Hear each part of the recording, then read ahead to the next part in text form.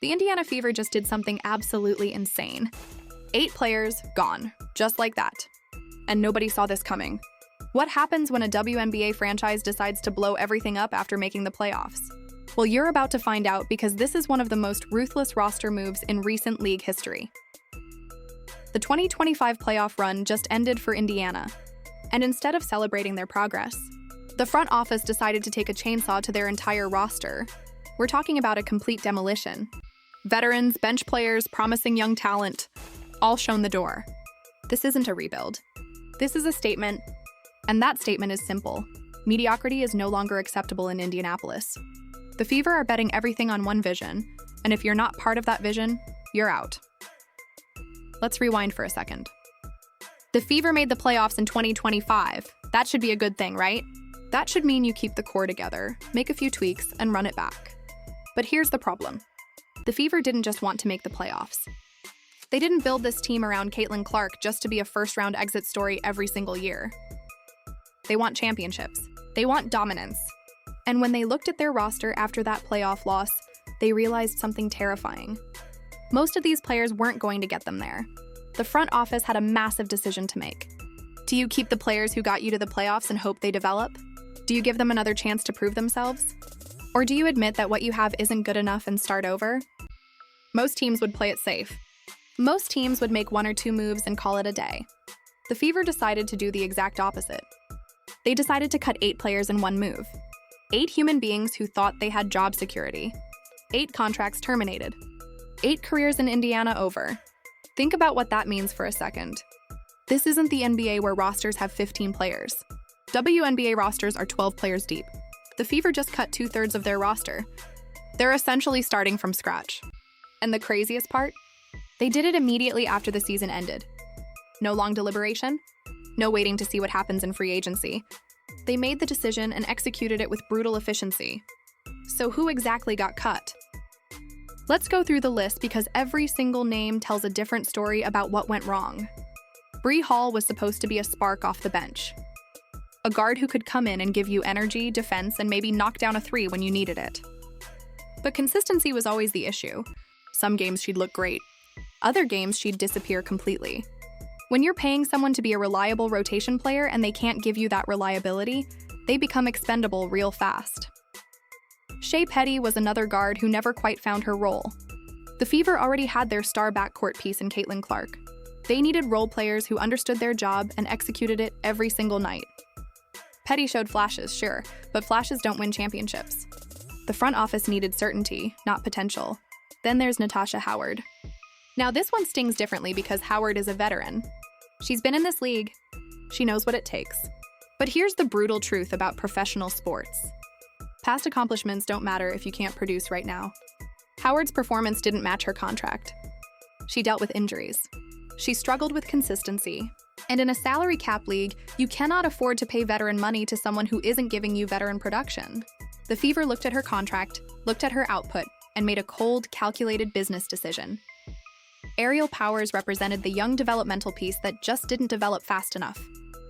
Every team wants to find those hidden gems, those late-round picks or undrafted players who turn into rotation pieces. Powers had opportunities. She had coaching. She had time. But the improvements never came. And when a front office decides they're done waiting, players like Powers are the first to go. Sydney Colson was brought in to provide depth. The problem with depth pieces is simple. If you never actually use them, what's the point of keeping them? Colson barely saw the floor. When she did play, she didn't do enough to earn more minutes. In a league where roster spots are precious, you can't waste a spot on someone who doesn't contribute. Dearest Dantas rounds out the list of names we know got cut. Another player who couldn't crack the rotation consistently. Another contract that didn't provide value. Another decision that makes sense on paper even if it feels harsh in reality. But here's what makes this even more dramatic. The Fever didn't just cut role players and bench warmers. They cut almost everyone.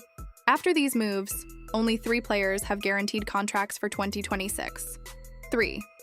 Caitlin Clark, obviously. Aaliyah Boston, who's still on her rookie deal and showing she can be a foundational piece. And Michaela Timpson, also on a rookie contract. That's it. That's the entire guaranteed roster right now. Let's talk about what this means financially, because that's really what's driving everything here. The WNBA has a salary cap just like every other professional league. Teams have a limited amount of money to spend on their roster. The Fever looked at their salary distribution and realized they had a major problem. They were paying mid-level money to players who weren't providing mid-level production.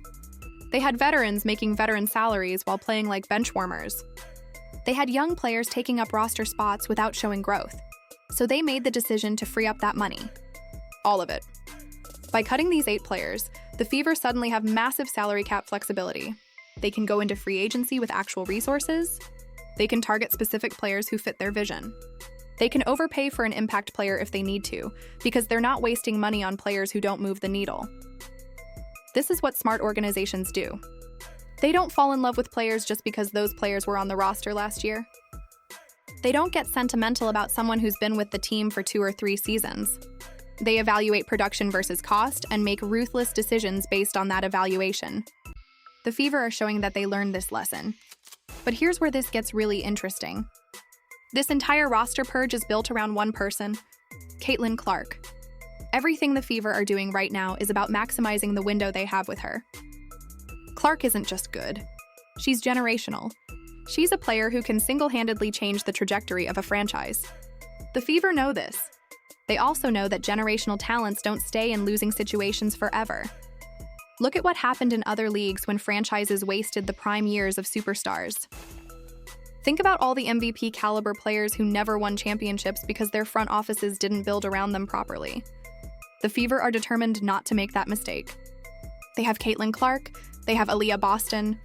That's a foundation that most teams would kill for. 2 young stars who can play together for years. But a foundation isn't enough. You need the right pieces around them. That's why this roster purge isn't just about cutting players. It's about clearing the deck so they can bring in exactly what Clark and Boston need. They need shooters who can space the floor when Clark has the ball. They need defenders who can guard multiple positions. They need veterans who understand their role and don't need the ball to be effective. They need bench players who can come in and maintain leads, not blow them. The old roster couldn't provide those things. The players who got cut either couldn't shoot well enough, couldn't defend well enough, couldn't stay healthy enough, or couldn't accept their role. So the Fever are starting over. They're going into free agency with a blank canvas and a clear vision. Build around Clark and Boston. Find players who complement them. Don't waste money on names or potential. Spend every dollar on production. This is what separates good franchises from great ones. Good franchises make incremental changes and hope things get better. Great franchises make bold moves even when those moves are unpopular. The Fever are betting that this bold move pays off. They're betting that they can use their cap space to build a contender. They're betting that Clark and Boston are good enough to anchor whatever roster they construct around them. So where does this leave the Indiana Fever heading into 2026? Honestly, it leaves them in a fascinating position. They have the reigning Rookie of the Year. They have a rising star in Aaliyah Boston. They have more salary cap space than almost any team in the league. And they have a front office that just proved they're willing to make the hard decisions. The 2026 roster is going to look completely different from what we saw in 2025. That's not speculation. That's a fact. 3 players under contract means 9 roster spots to fill. The Fever are going to be one of the most active teams in free agency. They're going to be making offers to veterans who want to play with Caitlin Clark. They're going to be targeting specific skill sets that they know they need. They're going to be aggressive. Will it work? That's the billion-dollar question. Blowing up a roster is risky. You're essentially admitting that your previous plan failed. You're starting over with no guarantees that the new plan works any better. But you know what's riskier? Staying mediocre. Running back the same team that disappointed you and hoping for different results. The Fever decided that risk wasn't worth taking. The players who got cut are going to land somewhere else. That's how professional sports works. Some of them might even thrive in different systems with different roles. But they weren't going to be part of a championship team in Indiana. The front office realized that and acted on it. Cold, maybe. Necessary?